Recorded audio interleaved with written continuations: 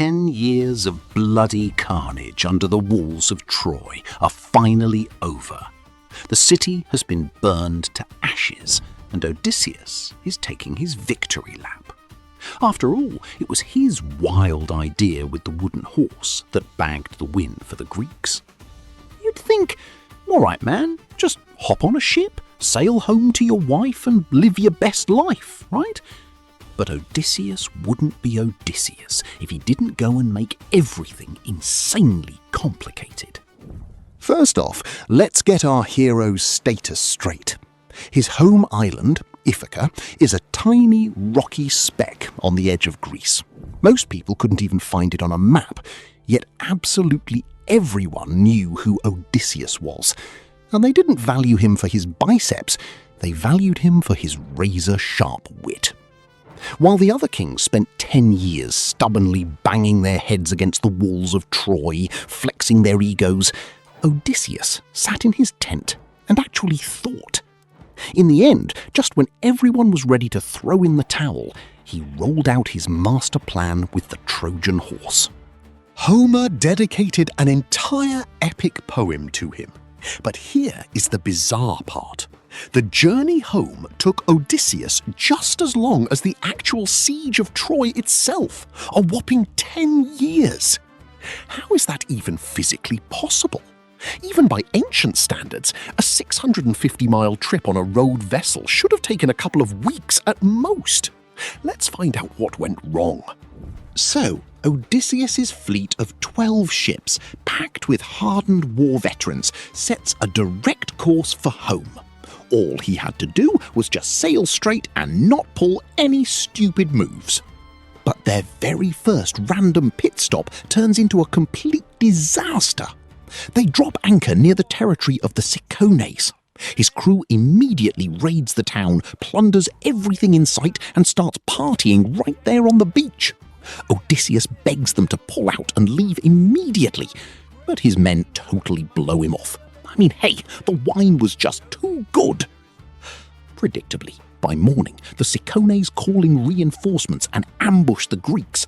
Total slaughter, minus 72 men. And all because of sheer, unadulterated human stupidity. Next stop, the island of the Lotus Eaters.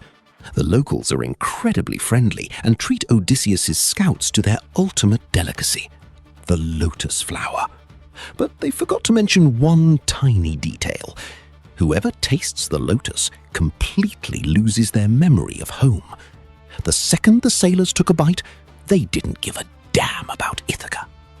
Odysseus literally had to drag them back to the ships, kicking and screaming.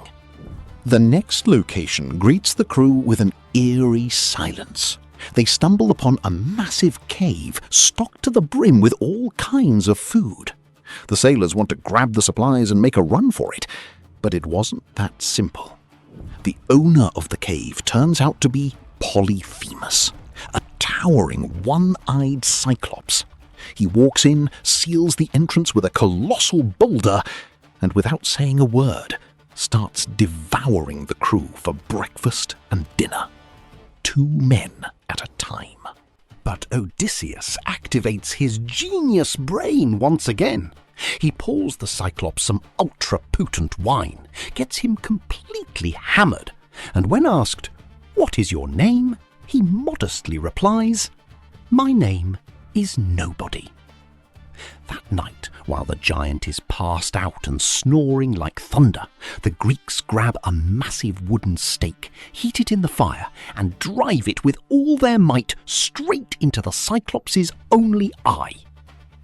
In the morning, the blind, raging giant rolls away the stone to let his sheep out, carefully feeling the back of every animal to catch the Greeks. But Odysseus and his men simply cling to the thick wool underneath the rams and ride out to freedom right under the Cyclops' nose. The crew is back on the ship. And right here, Odysseus completely loses his mind to his own ego. The ship has already sailed to a safe distance, but he absolutely, desperately needs the world to know how awesome he is. He stands on the stern and yells across the entire strait, Hey, Cyclops, if anyone asks who blinded you, tell them it was Odysseus, king of Ithaca. Polyphemus did not take the insult lightly. He runs to his dad, and his dad, mind you, happens to be Poseidon, the god of the seas. The exact seas Odysseus still has to cross. Polyphemus begs Poseidon to curse Odysseus and his companions. And boy, did his father listen. Odysseus's next stop is the island of Aeolus, the master of the winds. He decides to help and gifts Odysseus a leather bag tied tightly with a silver string. Inside, Aeolus had packed away every single destructive storm wind in the world, leaving out only a gentle breeze to guide the fleet straight to Ithaca in just a few days. The only rule was, do not open the bag.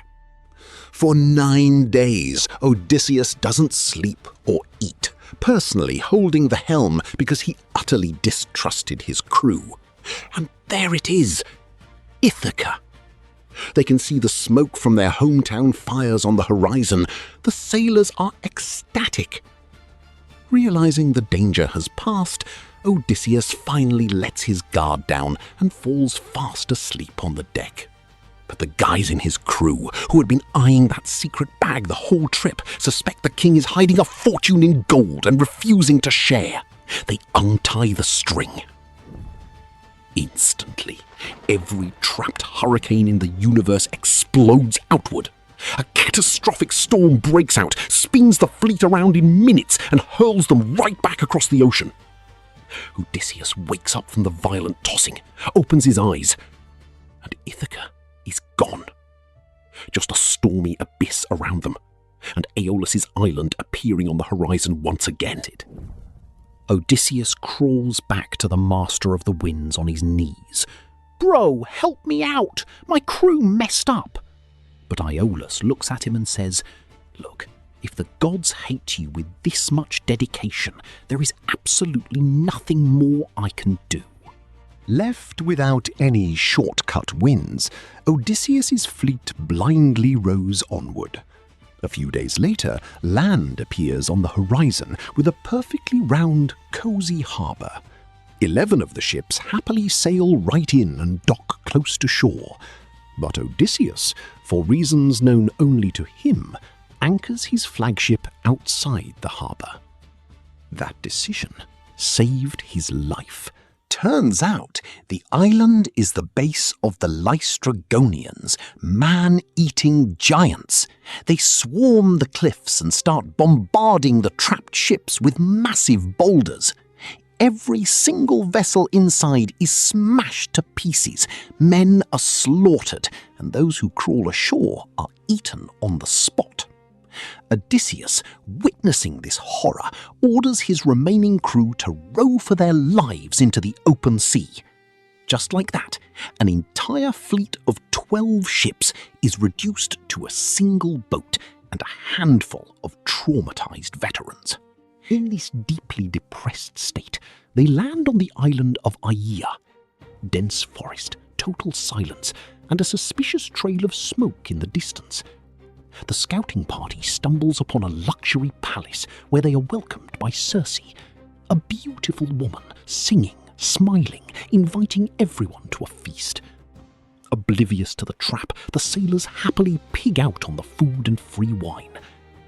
And then Circe turns them all into actual pigs. The only one who miraculously escapes is the commander of the unit, Eurylochus. He runs back to the ship in a total panic and explains everything to Odysseus. Odysseus grabs his sword and marches off to rescue his men. Halfway there, Hermes cuts him off and drops a cheat code, an antidote in the form of a white flower.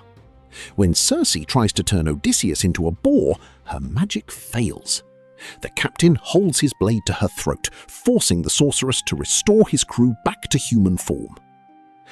But then Circe invites them to stay and unwind, and they do, for a whole year. And honestly, it's hard to blame them.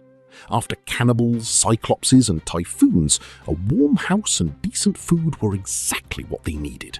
A year later, Odysseus tells Circe it's time to go. She doesn't argue, but tells him that before sailing to Ithaca, he must journey to the Underworld, locate the shade of the blind prophet Tiresias, and learn how to get home alive. Odysseus' ship sails to the edge of the world. Landing on a misty, ghost-ridden shore, he digs a trench, performs the ritual, and summons the spirit of Tiresias. The inside scoop from the prophet is pretty grim. Poseidon is still absolutely furious. There is only one single shot at surviving. When you land on the island of Thrinacia, do not, under any circumstances, touch the sacred cattle of the sun god Helios. Kill a single cow, and everyone is dead meat. Odysseus briefly returns to Circe for his final briefing. Ahead lie 3 trials, each one worse than the last. First up, the Sirens. Think of them as the ultimate pop divas, whose singing is so hypnotically beautiful that sailors completely lose their minds, steer their ships into the reefs, and crash. Odysseus orders his entire crew to plug their ears with wax while ordering himself to be lashed securely to the mast. He desperately wanted to hear them. As the ship passes the cliffs, the sirens strike up their melody. Their sweet voices promise absolute knowledge, all the answers to the universe, and eternal rest. Odysseus screams and begs his men to untie him, but the deaf crew just keeps rowing silently and mechanically, leaving the Sirens' Island far behind. But there's no time to relax. Ahead is the classic rock and a hard place scenario. On the left is Charybdis, a giant underwater vacuum cleaner that sucks down the sea to the ocean floor 3 times a day and spits it back up. And on the right, atop a massive cliff, lives Scylla, a monstrosity with 6 long necks, each sporting 3 rows of razor-sharp teeth. Circe explicitly advised him to choose Scylla. Yes, she's guaranteed to snatch 6 sailors, but if you go near Charybdis, you lose the whole ship. Odysseus chooses Scylla. 6 heads strike simultaneously, seizing 6 men. The captain hears his men's bones crushing, but keeps an iron grip on the helm, steering the ship out of the strait. Right past the strait, the guys hit the island of Thrinacia. This is the exact place where the forbidden sacred cattle of Helios graze. Odysseus decides to land for a rest, but makes every crew member swear a solemn, ironclad oath not to touch the cows. Everyone nods along. But the next morning, a massive storm rolls in, locking the ship on the island for an entire month. Their rations run out within a couple of weeks. The Greeks are starving, forced to stare 24/7 at these fat golden cows wandering fearlessly right under their noses. One day, Odysseus passes out from sheer exhaustion. Pushed to the brink by hunger, the sailors throw caution to the wind and slaughter a few cows for a barbecue. Odysseus wakes up, smells the roasting meat, and instantly realizes they are completely screwed. A few days later, the weather clears and they set sail. Suddenly, the sky turns black, and Zeus, acting on a direct complaint from Helios, personally blasts their ship with a thunderbolt. The vessel explodes into splinters, and the entire crew sinks to the bottom.